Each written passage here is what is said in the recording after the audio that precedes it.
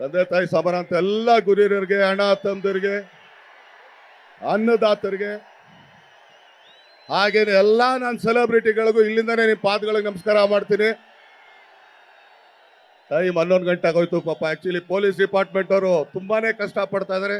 2 ನಿಮಿಷದಲ್ಲಿ ಮಾತು ಮುಗಿಸ್ಬಿಡ್ತೀನಿ ಅಣ್ಣ. ಮೊದಲನೇದಾಗಿ ಇವತ್ತು ಈ ಸಾಂಗ್ ನ ರಿಲೀಸ್ ಮಾಡಿಕೊಟ್ಟಂತ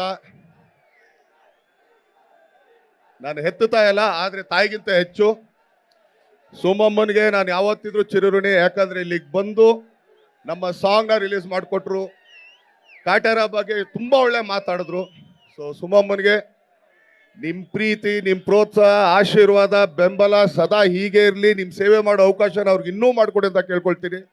ಹಾಗೇನೆ ನಮ್ಮ ಗಾಣಿಗ ರವಿಯವರು ಇರ್ಬೋದು, MLA ಸಾಹೇಬರು, ಅವ್ರಿಗೂ ಕೃತಜ್ಞತೆಗಳು. ಹಾಗೆ ನಮ್ಮ ಇಂಡ್ವಾಳ್ ಸಚ್ಚಿದಾನಂದ ಅವ್ರಿಗೂ ತುಂಬಾ ಥ್ಯಾಂಕ್ಸ್. ಆಮೇಲೆ ನಮ್ಮ ಉದಯಗೌಡರಿಗೂ ಕೂಡ ತುಂಬಾ ಥ್ಯಾಂಕ್ಸ್ ಹೇಳ್ತೀನಿ. ನಾನೀಗ ಜಾಸ್ತಿ ಮಾತಾಡಲ್ಲ, ಕತಾಡಿದ್ದಾರೆ ಪಾಪ, ನಿಮ್ಗಳಿಗೂ ಬೋರ್ ಆಗೋಗಿರುತ್ತೆ. ಇನ್ನು ಹೆಚ್ಚು ನಾನು ಮಾತಾಡೋದು ತಪ್ಪಾಗ್ಬಿಡುತ್ತೆ. ಆಮೇಲೆ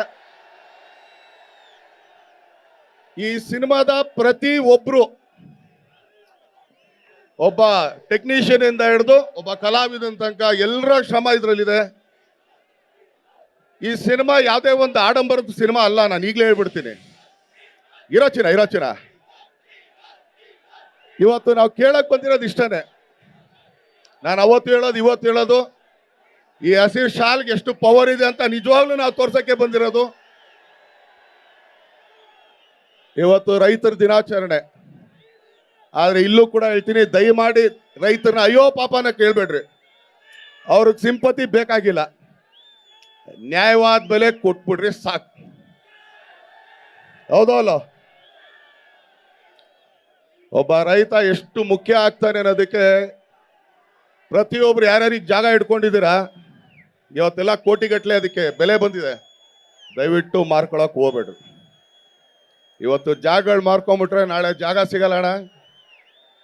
ಅಕ್ಕಿ ಬೆಳೆಯಕ್ಕಲ್ಲ, ಗೆಡ್ಡೆ ಗೆಣಸು ಬೆಳ್ಕೊಳಕ್ಕೂ ಜಾಗ ಇರಲ್ಲ. ಸೊ ಆದ್ರಿಂದ ದಯಮಾಡಿ ರೈತರಿಗೆ ತಮ್ಮ ನ್ಯಾಯವಾದ ಬೆಲೆನ ಕೊಡ್ರಿ. ರೈತನ ತುಂಬಾ ಗೌರವ ಕೊಡಿ.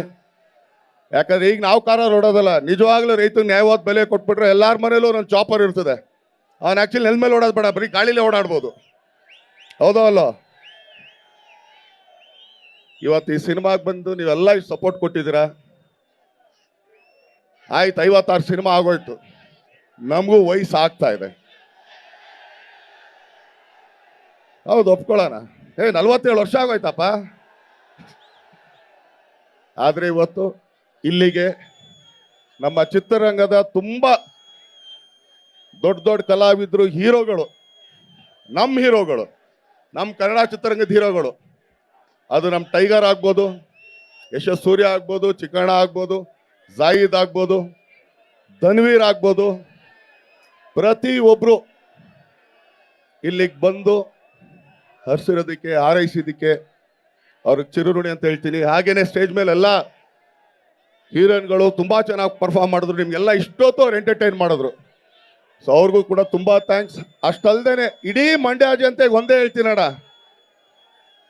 ನಾವು ಅವತ್ತು ಹೇಳೋದು ಒಂದೇ ಮಾತು. ಅಂದ್ರೆ ಇದು ರಾಜಕೀಯವಾಗಲ್ಲ, ದಯಮಾಡಿ ಬೇಜಾರು ಮಾಡ್ಕೋಬೇಡಿ.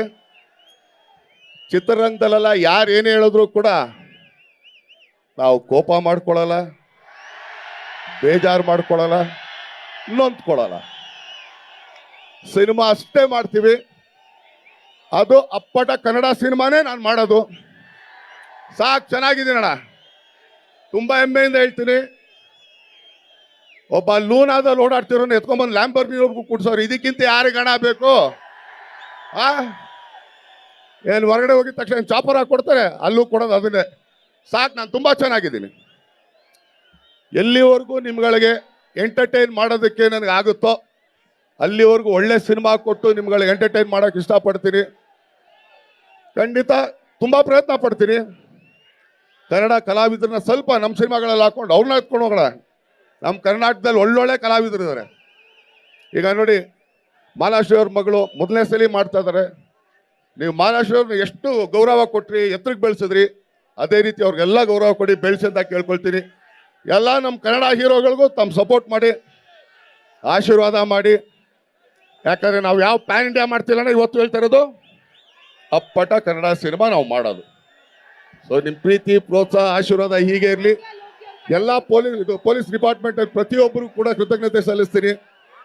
ಎಲ್ಲ ನನ್ನ ಮಂಡ್ಯ ಸೆಲೆಬ್ರಿಟಿಗಳಿಗೆ ಹೃತ್ಪೂರ್ವಕ ಧನ್ಯವಾದಗಳು. ತುಂಬಾನೇ ಥ್ಯಾಂಕ್ಸ್. ದಯಮಾಡಿ ಏನಾದ್ರು ಲೇಟ್ ಮಾಡಿದ್ರೆ ಕ್ಷಮಿಸಿ. ಥ್ಯಾಂಕ್ ಯು ಅಣ್ಣ.